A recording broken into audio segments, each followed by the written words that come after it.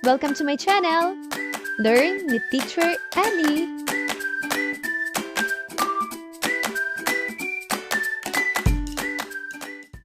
Grade 2, Revised K-12 Curriculum, Quarter 4, Makabansa, Week 1, Day 1. Mga layunin. Pagkatapos ng aralin, ang mga mag-aaral ay inaasahang na ipaliliwanag ang konsepto ng salitang kapwa. Ngayon ay maglaro tayo. Handa na ba kayo? Ito ay tatawaging pag-ikot ng bola, mga panuto. Sa saliw ng makabagong tugtugin, ipapasa ng mga mag-aaral ang bola at paghinto ng tugtog, ang huling bata na may hawak ng bola ay magbibigay ng isang taong nagbibigay ng serbisyo sa komunidad. Ang layunin ng ating aralin ay naipaliliwanag ang konsepto ng salitang kapwa.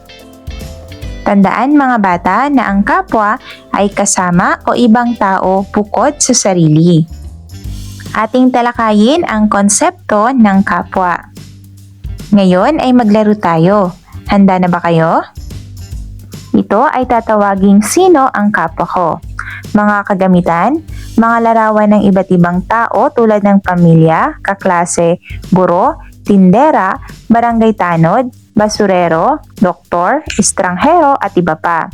Manila paper or kartolina o projector, kung online o LMS, pwedeng flashcards o slides. Pamamaraan. Una, ipakita ang bawat larawan sa klase. Pangalawa, itanong sa mga bata kung kilala ba siya at maituturing mo ba siya na kapwa mo. Pangatlo, ipasagot ang oo kung kapwa at hindi kung hindi. Dito ipapakita ng guro na lahat ay maituturing na kapwa. Pang-apat, pagkatapos ng sagutan, sabihin, ang kapwa ay lahat ng tao sa ating paligid. Hindi lamang ang kakilala natin, kundi pati ang ibang tao na nakakasalamuhan natin sa paaralan, tahanan o komunidad. Kaya mahalagang marunong tayong rumespeto at magmahal sa kanila.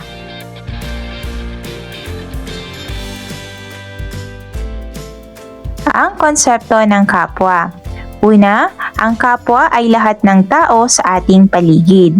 Pangalawa, kapag tayo ay mabait, tumutulong at gumagalang sa kapwa, ipinapakita natin na mahalaga sila tulad ng ating sarili. Pangatlo, sa simpleng salita, ang kapwa ay ang ating mga kaibigan, pamilya at lahat ng tao sa ating paligid o komunidad. Ang kapwa ay hindi lamang ibang tao, sila ay bahagi ng ating buhay at kasing halaga natin. Ngayon naman ay magbigay ng mga maituturing mong kapwa.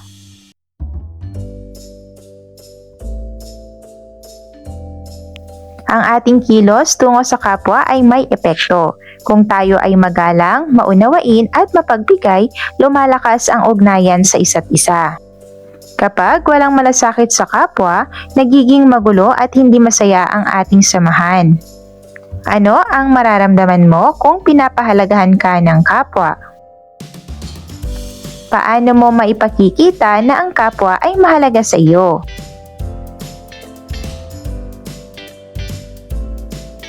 Kompletuhin ang pangungusap upang mabuo ang diwa.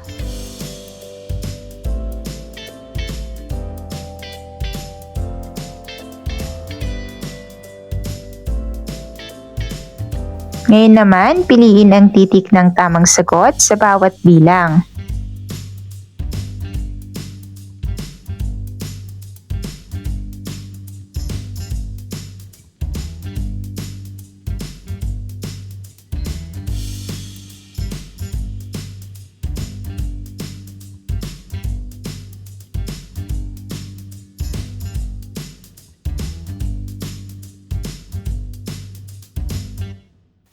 Ngayon ay magpaguhit sa mga mag-aaral ng isa sa itinuturing niyang kapwa. Day 2. Mga layunin. Pagkatapos ng aralin, ang mga mag-aaral ay inaasahang na ipaliliwanag ang konsepto ng pakikipagkapwa. Ngayon, sagutin ang mga tanong. Ano ang kahulugan ng kapwa? At sino-sino ang itinuturing niya kapwa?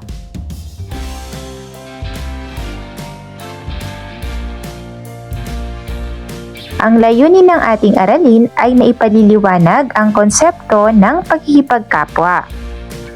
Ang pakikipagkapwa ay makataong pakikiugnay o pakikitungo ng isang tao o sa kanyang kapwa-tao. Ang malasakit naman ay pag-alaala sa kapakanan o ikabubuti ng isang tao o KWF. Ating talakayin ang konsepto ng pakikipagkapwa. Maglaro tayo. Handa na ba kayo? Ang ating gawain ay tatawaging magic kahon or magic bag. Mga kagamitan, isang kahon o bag, mga larawan o salitang nakalagay sa kartolina o Manila paper tungkol sa iba't ibang kilos. Narito ang mga listahan ng mabuti at hindi mabuting kilos.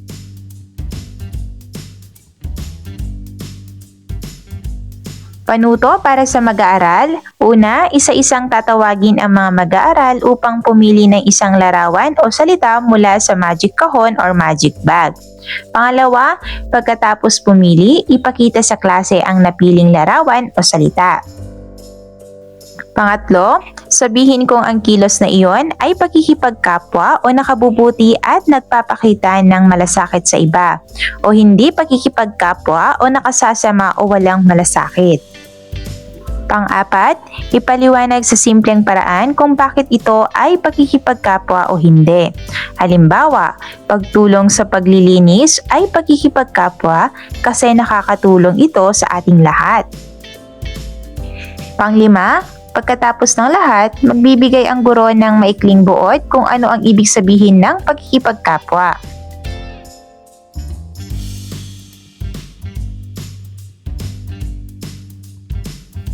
Ngayon mga bata, ano ang ipinapakita ng mga larawan?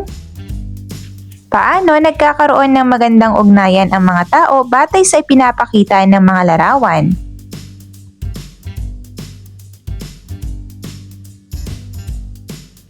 Tandaan mga bata na ang pakikipagkapwa ay tumutukoy sa kung paano natin isinasaayos at isinasabuhay ang mabuting pakikitungo, respeto at malasakit sa ating kapwa. Ito ay maaaring ipakita sa iba't ibang paraan sa ating pang-araw-araw na buhay. Narito ang iba't ibang halimbawa ng pakikipagkapwa, paggalang at pag-unawa. Halimbawa na lamang ay pakikinig ng mabuti kapag may nagsasalita. Hindi panghuhusga sa iba batay sa kanilang paniniwala, kasarian o estado sa buhay. At paggamit ng magagalang na pananalita tulad ng po at opo.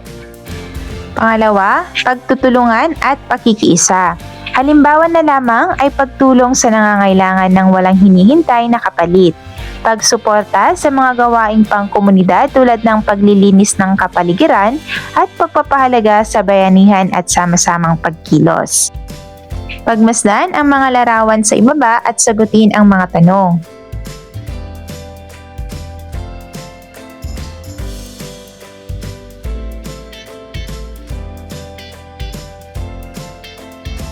Una, alin sa mga ito ang nagpapakita ng pakikipagkapwa? Pangalawa, ano ang nararamdaman mo kapag may tumutulong sa iyo? Pangatlo, ano ang pwede mong gawin kung may nangangailangan sa paligid mo? Pang-apat, bakit mahalaga ang paggalang at pag-unawa sa kapwa? At panglima, ano-ano ang mabuting maidudulot ng pakikipagtulungan at pakikiisa sa kapwa?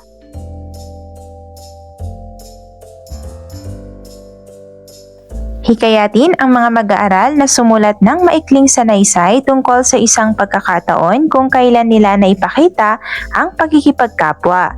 Piliin ang titik ng tamang sagot sa bawat bilang.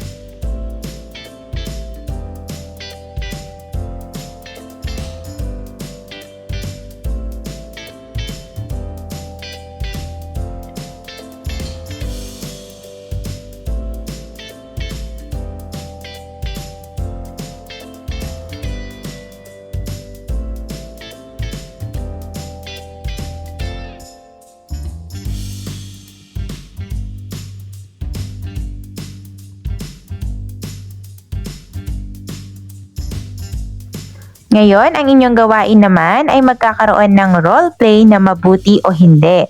Ang layunin nito ay maipakita ng mga mag-aaral ang mga kilos na nagpapakita at hindi nagpapakita ng pakikipagkapwa. Narito ang mga panuto. Una, hatiin ang klase sa maliliit na grupo. Pangalawa, magbigay ng mga sitwasyon tulad ng pagtulong sa kaklase na nahulog ang gamit, panunukso sa kaklase, pagbati sa guro o kaklase, pag-aaway dahil sa laruan. Pangatlo, paghandaing gumanap ang bawat grupo sa isang maikling roleplay, 2 hanggang 3 minuto. Pang-apat, pagkatapos ng pagtatanghal, pag-usapan bilang klase. Alin ang mga kilos na nagpapakita ng pakikipagkapwa, alin ang hindi, at bakit mahalaga ang pakikipagkapwa. Day 3. Mga layunin. Pagkatapos ng aralin, ang mga mag-aaral ay inaasahang natatalakay ang aspeto ng pakikipagkapwa.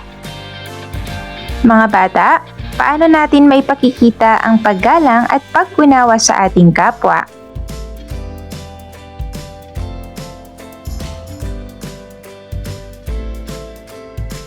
Ang layunin ng ating aralin ay natatalakay ang konsepto ng pakikipagkapwa. Tandaan, ang pakikipagkapwa, ito ay ang pagkakaroon ng magandang ugnayan sa ibang tao. Ating talakayin ang aspeto ng pakikipagkapwa. Ayusin ang mga titik upang mabuo ang tamang salita.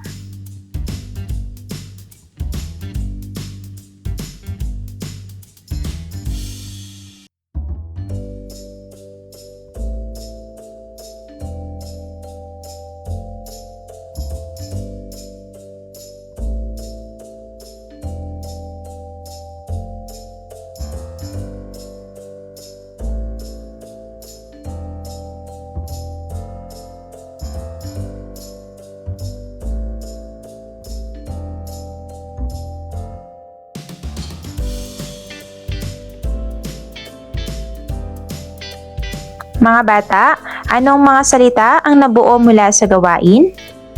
Kanino mo kadalasang ipinapakita ang paggalang? Ano naman ang mga salitang nabanggit ang naisagawa mo na?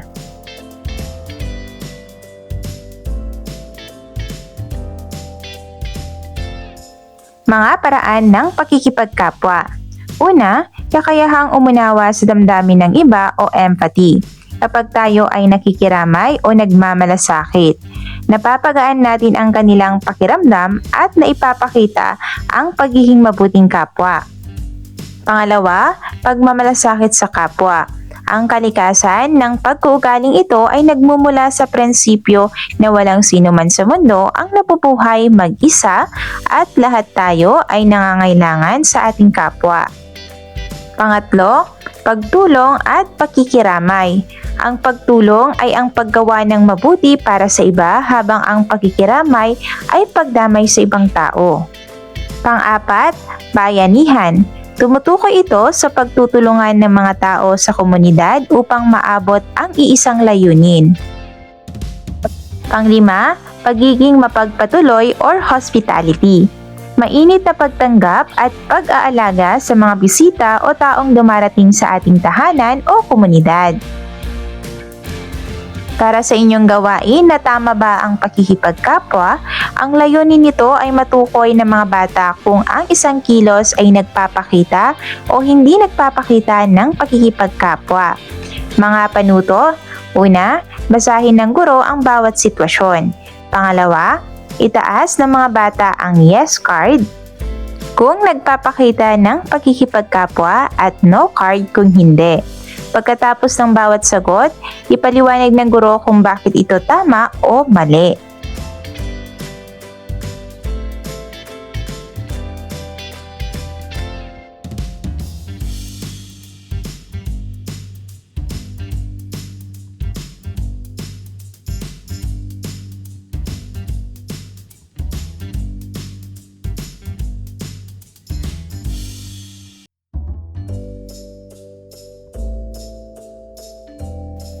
Ilarawan ang mga sumusunod.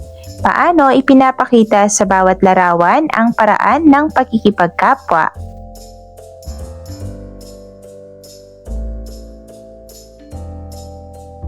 Ilagay ang thumbs up kung ang pangungusap ay naglalarawan sa aspeto ng pakikipagkapwa at thumbs down naman kung hindi.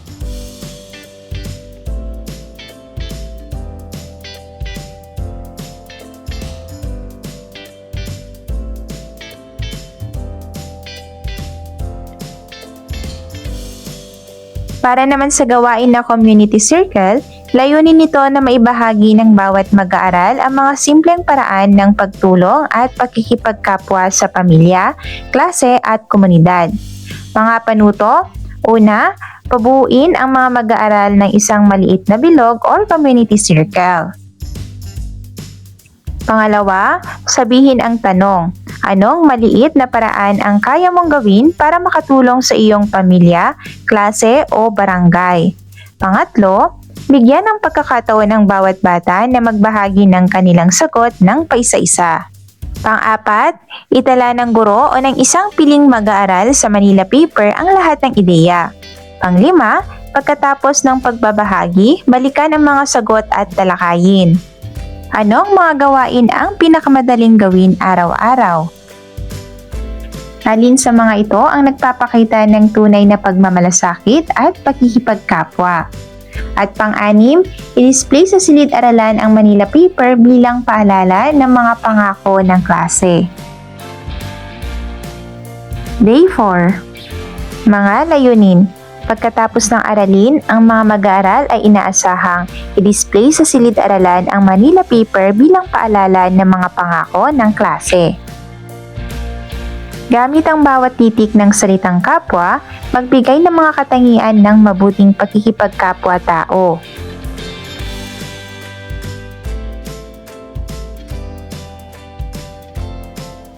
Ang layunin ng ating aralin ay natatalakay ang konsepto ng pagkikibahagi sa kinabibilangang komunidad. Tandaan, ang pakikibahagi ay pakikilahok o pakikisangkot sa isang gawain. Habang ang komunidad naman ay pangkat ng mga tao na naninirahan sa isang puok at may pagkakaisa ng interes at mithiin.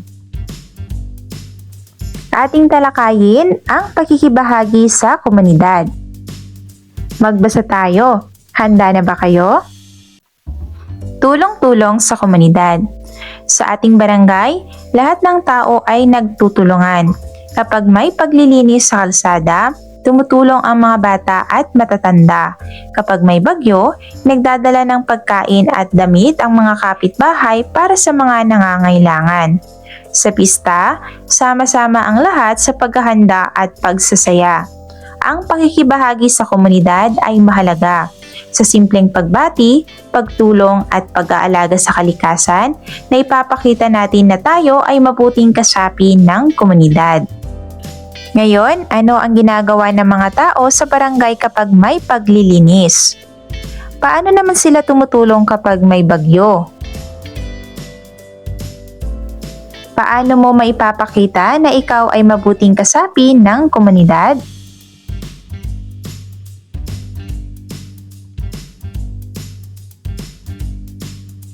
Pakikipagkapwa at pakikibahagi. Ang pakikipagkapwa ay ang pagpapakita ng malasakit at kabutihan sa ibang tao. Halimbawa, kapag tayo ay tumutulong sa kaklase, nakikiramay sa malungkot o bumabati sa kaibigan. Ang pakikibahagi naman ay ang pagiging handa na makisama at makilahok sa mga gawain ng pamilya, paaralan at komunidad. Halimbawa, pagtulong sa paglilinis ng silid-aralan, pagkikilahok sa proyekto ng barangay at pagsama sa mga gawain ng pamilya. Kapag tayo ay nakikipagkapwa, mas nagiging madali at masaya ang ating pakikibahagi. Ibig sabihin, ang pagtulong at malasakit sa kapwa ay nagiging daan upang lahat ay sama-samang gumawa para sa ikabubuti ng komunidad. Para sa inyong gawain na ako, ikaw, tayo, ang layunin nito ay maipakita ng mga mag-aaral ang ugnayan ng pakikipagkapwa at pakikibahagi sa pamamagitan ng pagbabahagi ng sariling karanasan. Mga panuto, una, hatiin ang klase sa maliliit na grupo, 3 hanggang 4 na miyembro. Pangalawa, bawat bata ay magbabahagi ng isang simpleng karanasan. Sa pakikipagkapwa, kailan ako tumutulong o nagmamalasakit sa kapwa?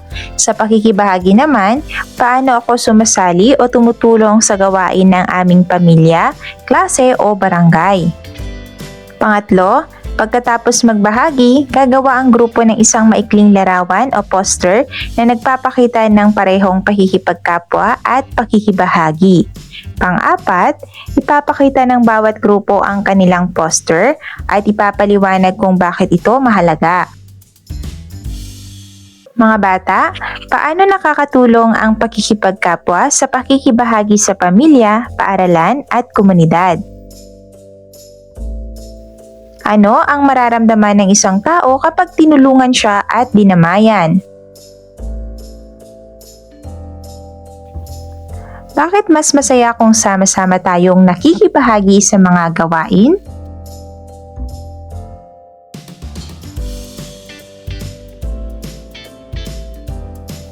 Ngayon, magkaroon ng malayang talakayan tungkol sa nais ipahatid ng gintong aral mula sa pilosopong si Confucius.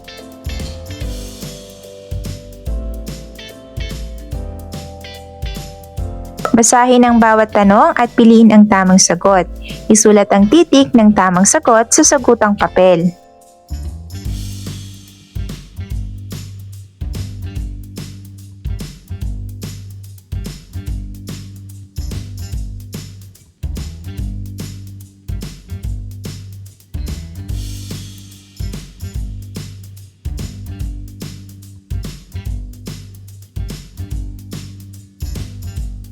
Sama-samang bubuo ang klase ng simpleng panata ng mag-aaral para sa kapwa tulad ng pangangalagaan ko ang aking kapwa, tutulong sa komunidad at magpapakita ng kabutihan sa lahat ng tao. Pangalawa, sabihin ng tanong anong maliit na paraan ang kaya mong gawin para makatulong sa iyong pamilya, klase o barangay. Pangatlo, bigyan ng pagkakataon ng bawat bata na magbahagi ng kanilang sagot ng paisa-isa. Day 5. Mga layunin. Pagkatapos ng aralin, ang mga mag-aaral ay inaasahang nasasagot ang mga tanong sa pagsusulit na may pag-unawa. Naipapakita ang katapatan sa pagsagot ng mga tanong sa pagsusulit at naibibigay ang tamang sagot sa bawat tanong sa pagsusulit. Unang performance task sa makabansa, Grade 2. Mahusay mga bata. End of week 1. Thank you for watching!